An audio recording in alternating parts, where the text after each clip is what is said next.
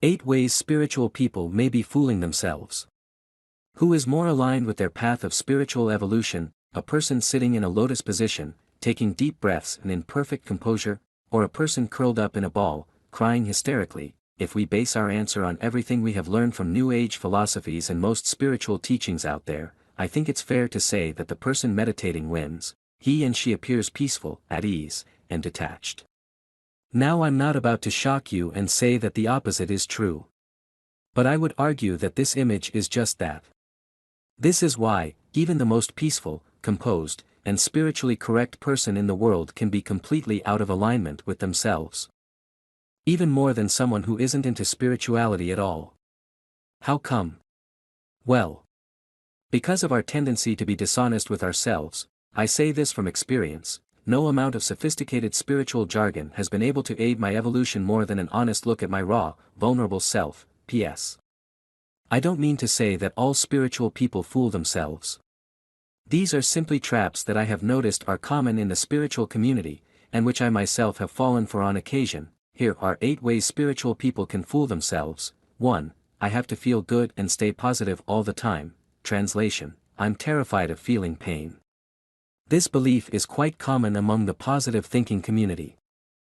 Now there is nothing wrong with thinking positively, but using the power of thought to gloss over any surfacing negative emotions is one of the biggest blocks to our spiritual growth. Why? Because what our souls actually desire is to become whole again.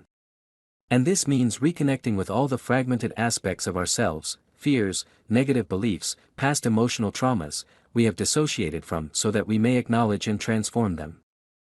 Newsflash: that's not going to happen if we continually avoid and suppress them. It's not going to happen if we perceive them as enemies and invaders. The truth is, each and every painful emotion that is surfacing in our lives is like a child in distress. When we repress them, it is as if we purposely lock this child's self into a room, forcing it to relive a trauma alone and behind closed doors while we look the other way. In other words, it is self-abuse. That's the thing about pain.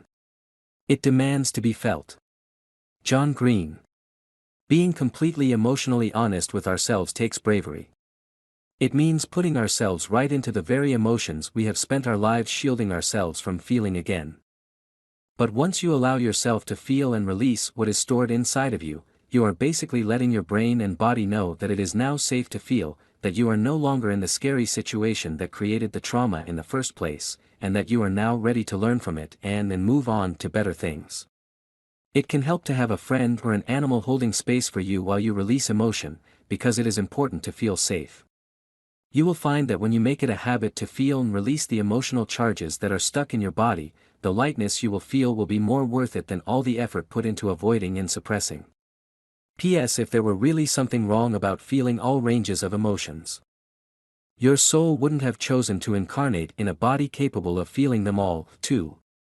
I behave spiritually, therefore I am growing spiritually. Translation: I'm really just scared and confused. So I'll keep repeating love and light. Many spiritual people believe that a spiritual behavior is all that is required to be on the spiritual path, that if you say loving words, follow spiritual principles, and act like Jesus, you're pretty much enlightened. Well, let me just say that the most emotionally wounded and in denial about it people I have ever met had a very strong spiritual ethic and personality. I know because I have been one of them. Spiritual people often fall into the trap of using their understanding of spiritual concepts to feel like they are above emotions and duality. This defeats the whole purpose of our soul, which is to learn from emotions and duality through our own felt experience, not just through theory. Spiritual bypassing, a term first coined by author John Wellwood. The spiritual bypass is the tendency to jump to spirit prematurely, usually in an effort to avoid various aspects of earthly reality, practical challenges, unresolved emotions and memories. The bypass has many symptoms: the starry-eyed bliss trip, radical detachment from one's self-identifications, premature forgiveness, ungrounded behaviors, wishful thinking, etc. Jeff Brown. 3. I use self-conviction to make me feel like I'm on the right path. Have you ever noticed yourself going overkill with grand speeches and declarations of why something is right, or wrong, for you, whether it be a twin flame, a job, or a New Year's resolution? Now that doesn't mean it must necessarily be wrong for you, just like it doesn't mean it must be right. It just means that using self-conviction is a process of mental rationalization, not of intuition.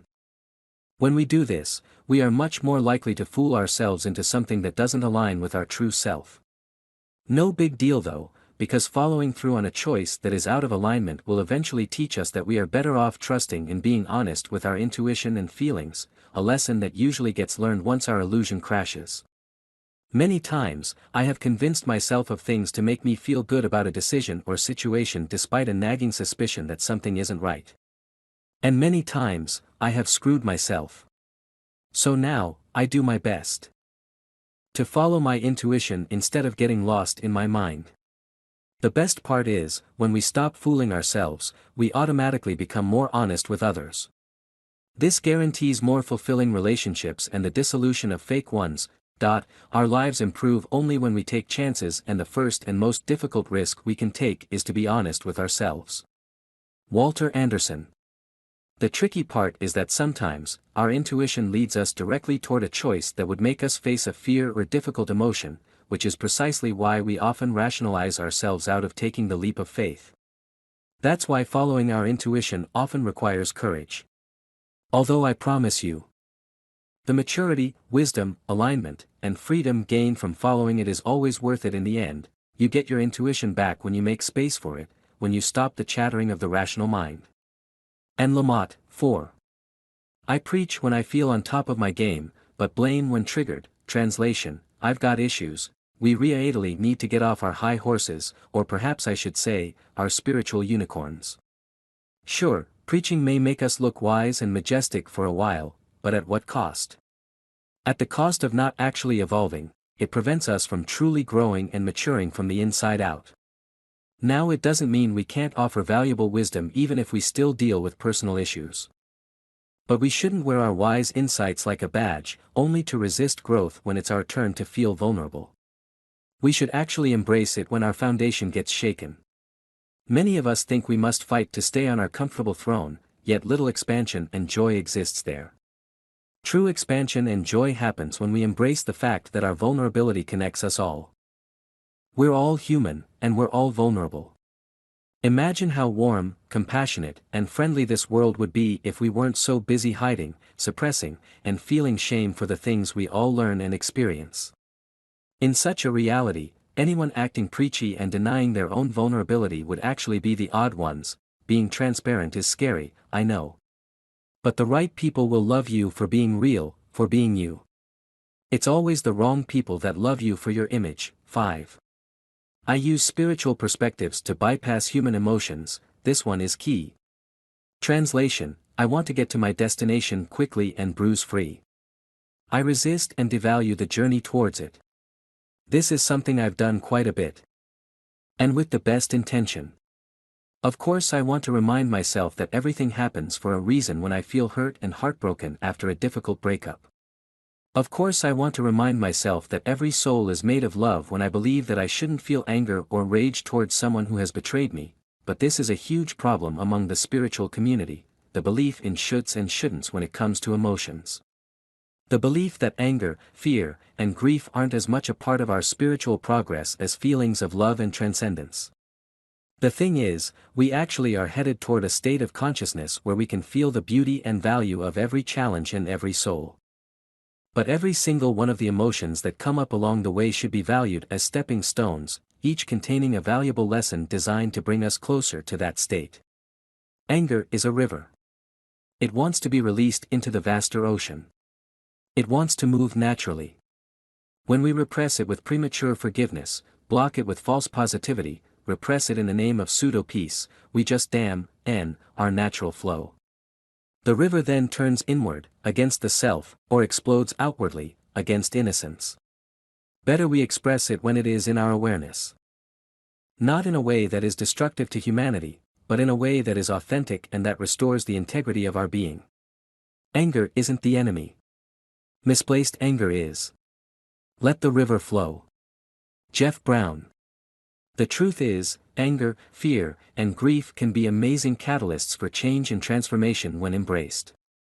For example, anger is a very potent energy to get you moving and clear up the clutter in your life, whether it be toxic people, situations, or limiting beliefs. It doesn't need to be destructive or vengeful, it is a fire that should be used to fuel positive action. Once you have made the appropriate changes, you no longer need it and can move to a higher vibration. Fear is also a valuable emotion. It points you to another layer of your being that needs peeling so that you may experience greater freedom past it. It shows you where your growth is. Grief thrusts us into our deepest wounds of separation so that we may find ourselves again. It has the power to shatter our illusions and reconnect us with what truly matters, so go ahead and feel it all. You are not alone in this. Real shadow work does not leave us intact, it is not some neat and tidy process, but rather an inherently messy one, as vital and unpredictably alive as birth. The ass it kicks is the one upon which we are sitting, the pain it brings up is the pain we've been fleeing most of our life, the psycho-emotional breakdowns it catalyzes are the precursors to hugely relevant breakthroughs. The doors it opens are doors that have shown up year after year in our dreams, awaiting our entry. Real shadow work not only breaks us down, but breaks us open. Sarah Beek, Red Hot and Holy, 6. I can talk/read about spiritual growth all day, yet avoid using my own life as my teacher. That's kind of like reading a bunch of video game strategy guides, but never actually playing. The actual fun, the leveling up and the progression, happen as you play it. Many spiritual people understand the mechanics of personal and spiritual growth like the backs of their hands. I'm pretty knowledgeable about it myself. I know that we create our own reality, that life is literally a reflection of the thoughts, emotions, and energy we put out, and I even know the science behind it. So it's sort of ironic that I still sometimes manage to remove myself from this equation. I sometimes believe myself to be a victim of circumstances and slip into a passive attitude toward my life, ignoring my own guidance and cues to move forward. This usually happens when I forget that my life itself is my purpose and mirrors what is necessary for me to evolve. Our lives are meant to be lived. Our feelings are meant to be felt, and our challenges are meant to be learned from. All of our experiences, internal and external, are like quests in a video game, designed to bring us to the next level. So let's play. If we can live life consciously and authentically, understanding that things do not happen to us, but rather for us, we can use everything that comes into our lives to our benefit. We can locate all the barriers that keep us from beauty, love, abundance, intimacy, joy, and good health. Aaron Lanahan. 7. I have found the truth. Let me anchor that in forever and shut down any new perspectives. Translation: I am forgetting that I am a unique, fluid, and ever-changing being on a unique, fluid, and ever-changing path that adapts to what I need to learn in any given moment. What we need in one stage of our lives may be completely different from what we need in another. What feels right one day may not feel right the next. And there's a reason for this. We are unique and multi-layered beings. Sometimes, we hit layers that require us to learn commitment and goal setting. Other times, we hit layers that require us to learn flexibility and going with the flow. We may at one time need to learn compassion and softness, while at another time need to learn firmness and resolve.